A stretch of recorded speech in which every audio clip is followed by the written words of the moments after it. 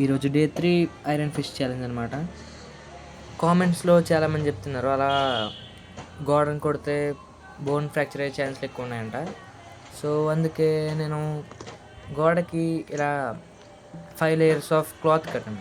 So, ఇలా క్లాత్‌ని కొడితే నా బోన్ ఫ్రాక్చర్ అయ్యే ఛాన్స్ చాలా తక్కువ ఉంటది. ప్లస్ ఆల్సో ఇంజురీస్ కూడా అవ్వవు ఎక్కువ.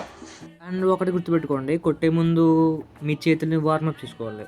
లేపోతే మీ బోన్ ఫ్రాక్చర్ అయ్యే ఛాన్స్ కొంచెం పెరుగుతది.